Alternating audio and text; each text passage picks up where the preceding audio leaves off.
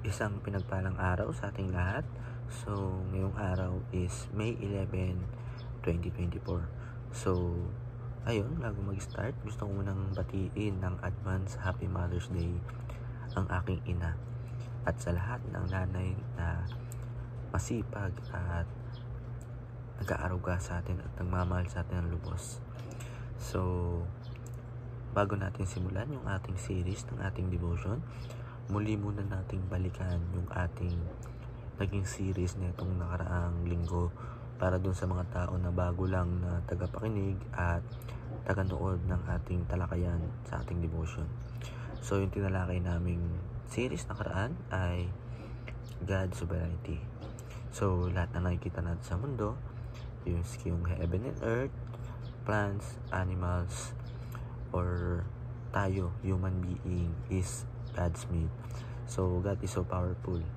Sa lahat na nakikita natin sa gawa niya, ay lahat na nangyayari sa atin at meron tayo is hindi tayo magkakaroon yan or magagawa natin kung hindi dahil kay God. So yung series na tatalakayin natin ngayong araw ay being disciple. So as a Christian, we need to disciple. Kailangan ma-disciple tayo. Kailangan aralin natin yung salita ng Diyos. Aralin natin yung mga utos. Kumbaga, hindi lang puro aral hindi lang yung nakikita natin, nababasa natin, nalalaman natin. Para ma-disciple is kailangan i-adapt natin sarili to. Alam natin tong gawin at kailangan natin tong ipakalat. Ituro natin to sa iba. Simulan natin sa ating pamilya, sa kaibigan, and doon sa mga tao na nakapaligid sa atin. So, ayun yung series na tinalakay natin o tatalakayin natin ngayon.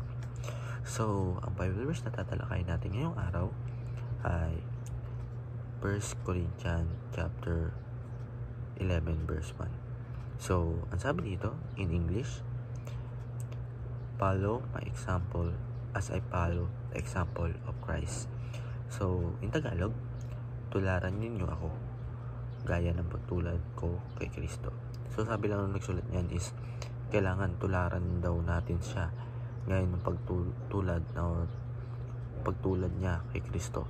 Is kailangan niya lang pag nag-disciple tayo, and sa mga tinuturan natin is kailangan gawin din yung ginagawa natin, kasi kung ginagawa natin is para kay Christ.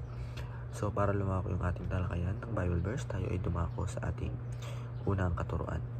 Ang una sa ating katuruan, being a disciple is being Christ-like. So yung pagiging disciple natin is para na rin yung ginagawa natin, yung mga ginagawa ng Diyos, para na rin tayong si Jesus. Diba? Yung tama yung ginagawa natin, ganun din yung ginagawa ni Panginoong Jesucristo. Tama din yung ginagawa niya, kaya parang kagaya na rin natin siya. Number 2, being a disciple is being influential. So diba, nag-disciple tayo, kailangan may influential din natin, kasi nakikita nila tayo. Yung si Andy, napakabait naman, grabe naman yung inaaral. Malalaman nila yun kasi lagi tayong nakasama nila, ma-adapt na nila yun kasi tinuturo din natin sa kanila Excuse me. Sa ating teaching, being a disciple is being cautious. So sa ating application, imitate Christ and be an example. Imitate natin yung si Kristo at kailangan maging example din tayo, Christ-like, and Christ-like maging example tayo sa iba. And number 2, influence people with eternity in mind. So yung eternity mind na kailangan meron tayo is kailangan ma-influence natin yung ibang tao. And sa last, instruct other with our testimony. So instruct natin iba, turuan natin sila gamit kung paano nga ba tayo binago, ano nga ba yung relasyon natin sa Panginoon, para ma-inspire sila and ma-adapt din nila yung na-adapt natin.